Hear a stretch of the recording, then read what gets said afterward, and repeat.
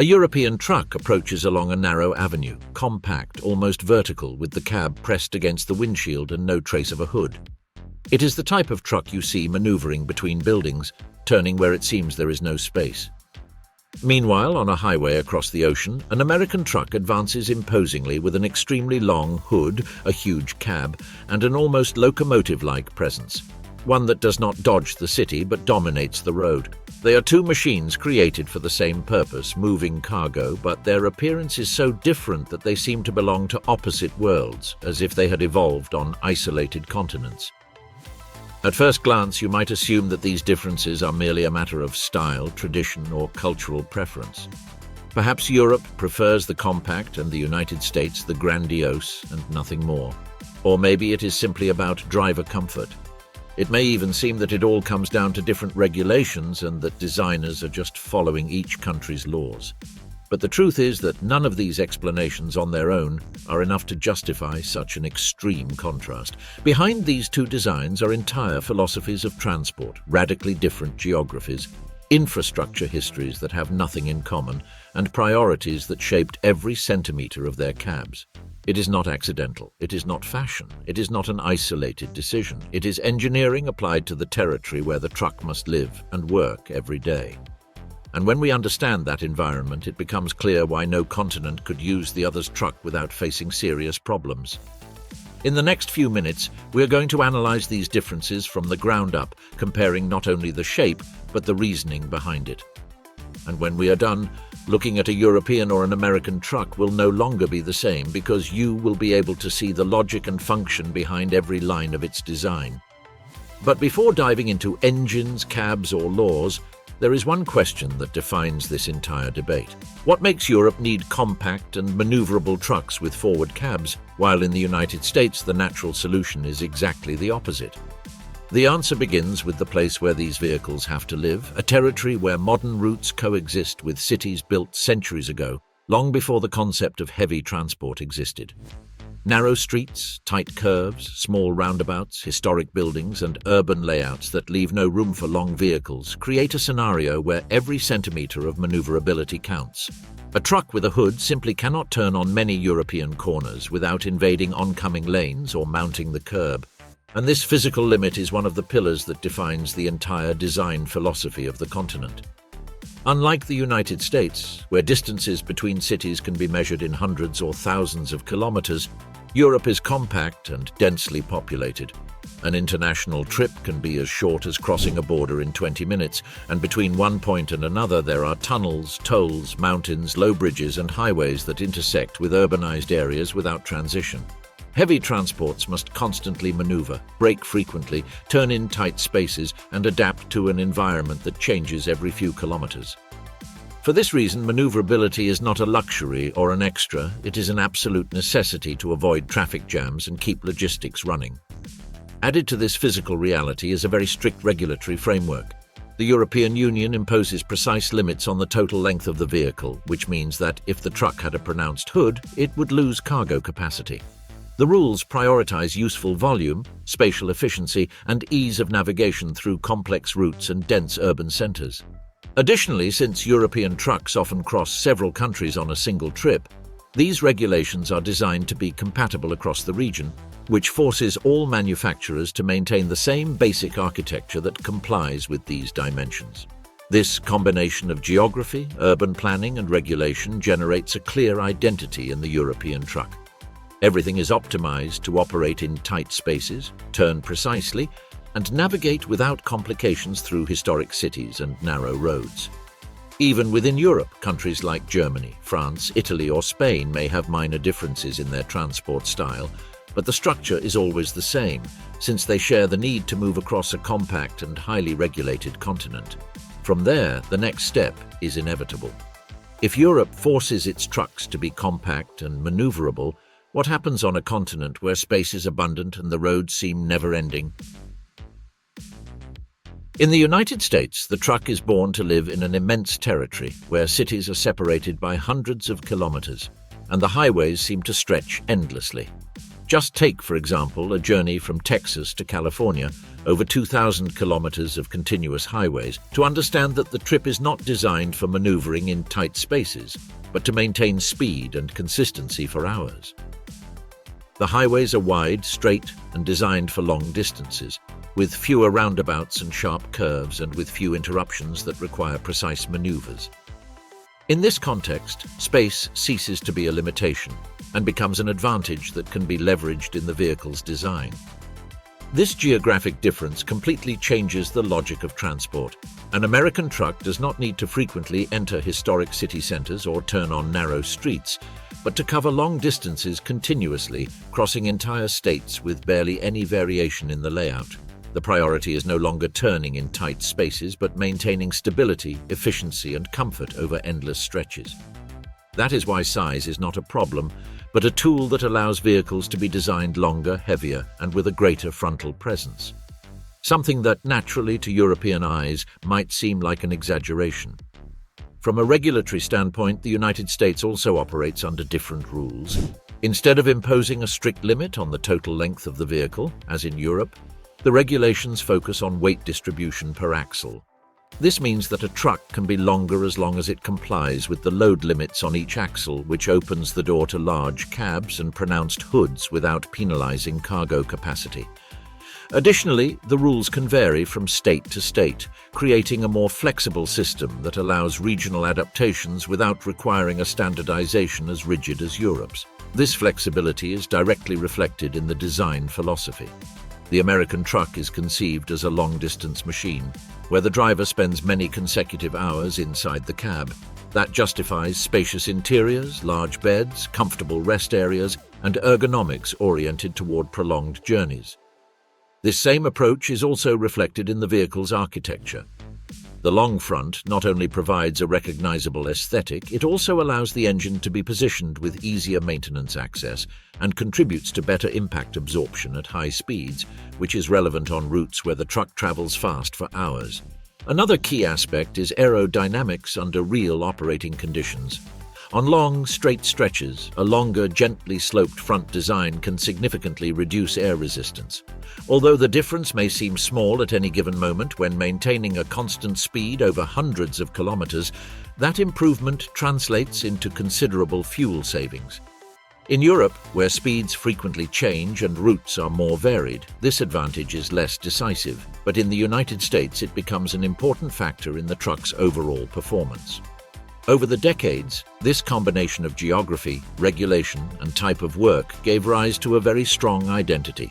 The American truck became large, robust, and recognizable, also reinforced by a visual culture and an industry that adopted it as a symbol.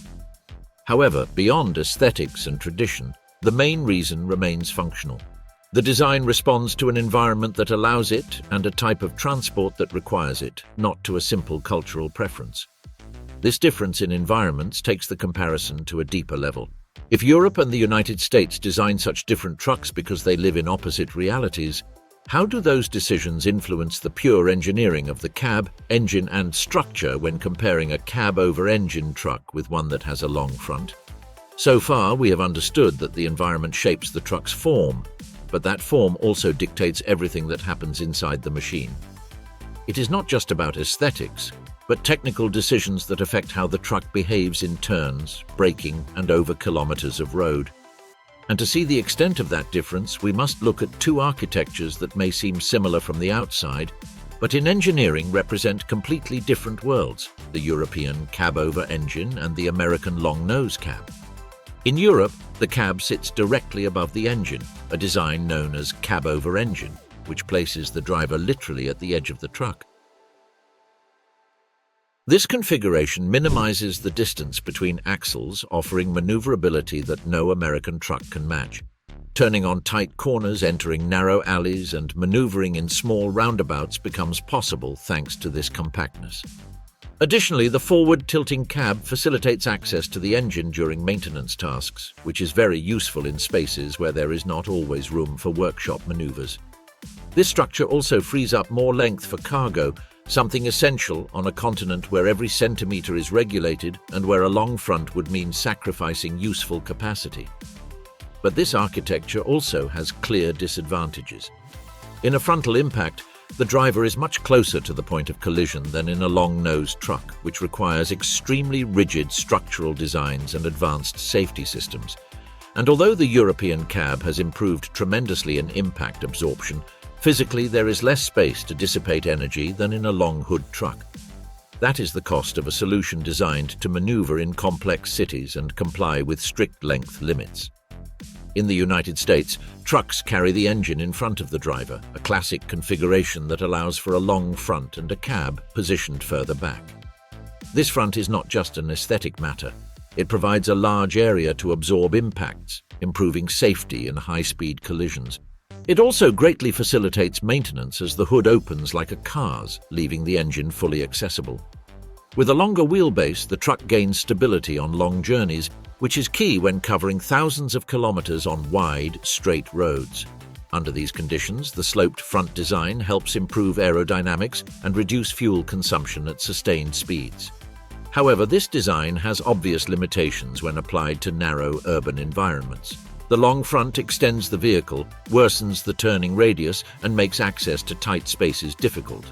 In Europe, it would simply be unfeasible, both because of the layout of its cities and its legal framework.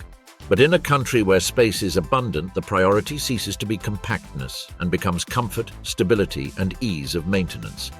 That is why the United States to this day continues to rely on this architecture, which maximizes interior space and allows for enormous cabs designed for life on the road for days. Viewed this way, the difference between both approaches ceases to be a matter of superiority and becomes a matter of context. These two philosophies do not compete, they respond to different needs. Europe optimizes maneuverability, spatial efficiency, and regulatory compliance. The United States optimizes comfort, stability, and high-speed safety. Both solutions work perfectly in their environment but become inefficient if transported to the opposite continent. And that incompatibility is not due solely to engineering. If each design solves a specific problem, what external force is so decisive that it prevents Europe from adopting the American truck or the United States from using the European cabover on a large scale? When comparing a European truck with an American one, it is easy to think that the differences stem from culture, tradition, or even aesthetics. But the reality is that engineers do not start with the shape or the power, but with something much simpler and far more decisive: the law. In Europe and the United States, there are completely different rules regarding what a truck can measure, how much it can weigh, and how that weight must be distributed, so each continent does not design the truck it wants, but the only truck that its regulations allow it to build. That is why, before talking about engines, fuel consumption, or aerodynamic efficiency, it is necessary to understand that length and weight distribution rules are the true foundation of the design. In Europe, the regulations do not focus solely on the total weight of the unit, but on its maximum length, which is strictly limited. This rule, which seems simple, completely transforms the vehicle's engineering, because every centimeter placed in front or behind is directly subtracted from the usable length allocated to the trailer, and therefore from the cargo the truck can carry. If the goal of transport is to move the maximum amount of goods within a fixed legal length, any wasted space becomes an economic loss. Faced with this restriction, the only logical solution is to place the engine under the cab, shorten the front to the absolute minimum, and push the cab forward almost to touch the windshield. This is how the European cabover design is born, not out of style or preference, but from a mathematical necessity to optimize cargo within a rigidly established total size. In the United States, on the other hand, the problem is approached from a different angle. There, regulations do not focus on limiting the total length of the unit, but on regulating weight per axle, which allows trucks to be considerably longer as long as they comply with proper distribution. This regulatory difference opens up a range of possibilities. If length is not an obstacle, the engine can be placed in front with a long hood, which facilitates maintenance, improves cooling, increases driver comfort, and reduces noise in the cab. That is why American design prioritizes robustness, livability, and high-speed stability, while European design emphasizes compactness, maneuverability, and cargo capacity within an unmovable length. When these priorities are removed from their context, problems appear immediately, and mixing both systems generates obvious conflicts. An American truck taken to Europe would lose cargo capacity or violate total length regulations, while a European truck used for long distances within the United States would be less comfortable, less stable, and more demanding for the driver on endless trips. It is not that one is better than the other, but that both are perfectly coherent responses to completely different legal frameworks, and no design can function well outside the ecosystem that created it.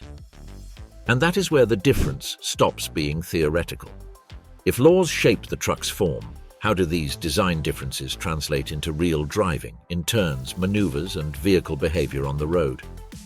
Placing a European truck and an American truck side by side, this difference ceases to be an abstract idea and becomes evident, but the true gap is perceived when both hit the road and face the world for which they were created.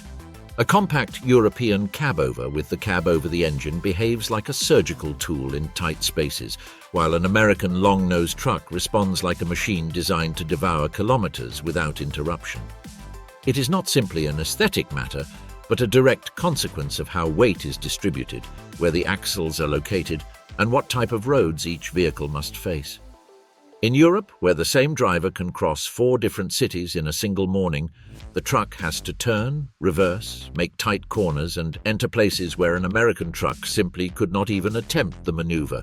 The cabover allows for much tighter turning radii, making these machines absolute champions of urban and semi-urban handling.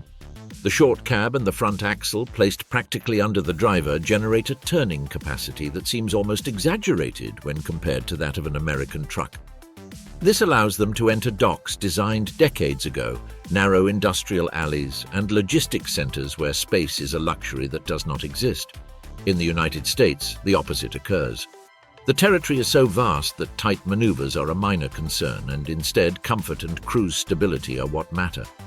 There, trucks cover distances that would be directly unfeasible in Europe, traveling long highways where crosswinds, driver fatigue, and straight-line stability are decisive factors. To meet these demands, the long-nose cab not only houses larger engines with better cooling, but allows for a longer wheelbase, which extends the unit, smooths the ride, and reduces vibrations. The result is a truck that, although requiring more space to maneuver, offers exceptional stability when covering thousands of kilometers in a single stretch. Turns also reveal this difference. A European cabover responds quickly, almost instantly, because the weight is very close to the front axle, allowing precise control but also a harsher response if the turn is taken at excessive speed. The American truck, on the other hand, distributes mass more evenly longitudinally, resulting in a wider but very stable turn with smooth transitions that favor the driver on long journeys. It is not that one turns better than the other. They were simply designed for curves of very different natures. Added to this is aerodynamics, which, although it may seem like a minor detail, plays an important role in American trucks, since the long front allows for a more gradual management of airflow when driving for hours at a constant highway speed. In most European countries where maximum truck speeds are lower and usage conditions are more variable, extreme aerodynamics is not as decisive, and the priority shifts to maximizing usable space and maneuverability rather than optimizing every drag coefficient. This difference ends up generating very different driving experiences, even when both trucks travel on the same type of road. Examples make this even clearer. Imagine a European truck entering a narrow dock in Marseille or Amsterdam, where the space from wall to wall is minimal. There, the tight turn, short cab, and direct control allow maneuvers that would be impossible for an American truck. Now imagine an American driver covering 1,200 kilometers on Interstate 80 with constant crosswinds for hours. There, the long cab and extended chassis of the American truck provide a poise and stability that make the difference between arriving rested or exhausted. After seeing all this, an inevitable question arises. If each design works so differently in practice, how do these differences influence the costs, consumption, and real maintenance of each type of truck? It is enough to look at how a European truck consumes fuel, is maintained, and ages compared to an American one to start noticing the differences. In the European case, these differences appear very early. Average speeds are lower, accumulated distances tend to be shorter, and driving involves constantly braking, starting, turning, and maneuvering, so the historical priority has been efficiency. Engines are more compact, consumption is more contained, and maintenance is distributed among transmissions that work harder, brakes that engage more frequently, and systems prepared for intensive use in cities and technical roads. In the United States, the scenario is different. Large engines are designed to sustain heavy loads over thousands of kilometers of continuous driving, at high speeds with few interruptions, which implies more stable thermal cycles, a different type of wear, and a maintenance philosophy focused on cooling, mechanical robustness, and almost industrial durability. But when looking ahead, the inevitable question arises.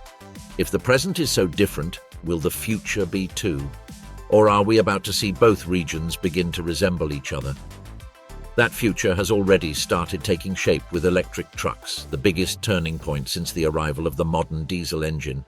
And it is in Europe where this change is advancing fastest.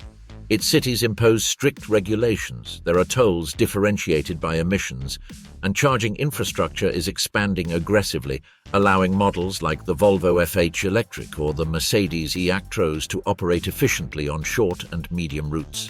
They do not require ranges of 1,000 kilometers, but predictable cycles, frequent returns to base, and relatively orderly distances, which allows them to fit naturally into the European ecosystem. The United States, however, faces a very different reality. Large gaps between cities, endless routes, extreme climates, and a still limited charging network make it difficult to cover the nearly 4,000 kilometers that a long-distance truck can travel. There, electrics like the Freightliner e-Cascadia or even the Tesla Semi perform well on regional stretches, but are not yet able to replace diesel's prominence on the national highway. And that limitation is not in the technology itself.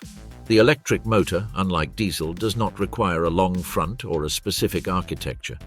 From a technical point of view, nothing would prevent building an American electric truck with a forward cab design similar to the European one. Electric mechanics are compact, quiet, and modular, which opens the door to completely new configurations. On paper, electrification could erase decades of aesthetic and functional differences between the two continents. In practice, however, very strong barriers still exist. Length laws in the United States are not going to change in the short term, and as long as a long cab does not penalize the trailer's usable length, manufacturers have no real incentive to abandon a concept that American drivers consider their own. Added to this are cultural preferences, which carry more weight than is often acknowledged. In the United States, the driver is accustomed to a spacious cab, a long front, and a more relaxed driving position, while in Europe, one handles a tool optimized for the daily rigor of narrow streets and complex maneuvers. Infrastructure also shapes this future. Even as electric trucks advance, the distances in the United States still demand very high ranges, fast charging, and support networks that are not yet fully developed. That is why, although electrification opens a fascinating door, it does not automatically mean that European and American trucks will converge into a single design. Technology pushes toward common ground, but geography, law, economics, and culture keep their roots deeply separate. Most likely, both regions will adopt electric trucks, yes, but each will do so respecting its own DNA, solving its own challenges, and responding to its specific transport needs. So, after analyzing the present, the future, and everything that influences truck design, one final question remains, one that can only be answered by looking at the full picture. When we observe a European truck and an American truck side by side, what do we truly understand about these two very different ways of moving the world?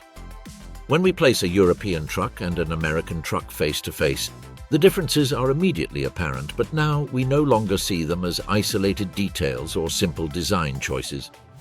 After everything we've examined, we understand that every shape, every proportion, and every technical solution responds to a specific environment, different laws, opposing needs, and histories that evolved along completely separate paths. They are not two ways of doing the same thing, but two ways of solving entirely different problems, and that is why their designs end up being almost opposite, even though both exist to move goods. Europe developed compact trucks because its ancient cities, narrow streets, and regulatory limits forced them to maximize space and maneuverability, building machines capable of turning where a long vehicle simply could not pass. The United States created enormous trucks because its vast territory, endless distances, and open highways favored wide cabs, long fronts, and giant engines designed to cover thousands of kilometers with stability and comfort without worrying about a medieval roundabout or a street built 500 years ago. Each design simply followed the map it was given, and although the future is moving toward electric engines, new assistance technologies, and global environmental regulations, none of that erases the characteristics that gave birth to these two philosophies. Electric power may bring some points closer together, but geography does not change, infrastructure cannot be replaced overnight, and each region's transport identity remains shaped by decades of evolution. Most likely, even with new technologies, we will continue to see these two great families of trucks coexist for a long time, each optimized for its own reality. In the end, it is no longer about which design is better, but about understanding that no truck exists in a vacuum. Each one is the perfect response to the world it must operate in, to the way its country moves, to the routes it travels, and to the rules that shaped it. They are different machines because they were born for different challenges, and that is the true beauty of comparing both worlds. If you enjoyed discovering these differences and understanding in depth why trucks are the way they are, don't go just yet, because this channel is full of videos that explain how the machines that keep our roads alive work and why every detail matters more than it seems. Subscribe and join us on the next journeys to continue exploring the universe of heavy transport with the same depth and clarity you saw in this video.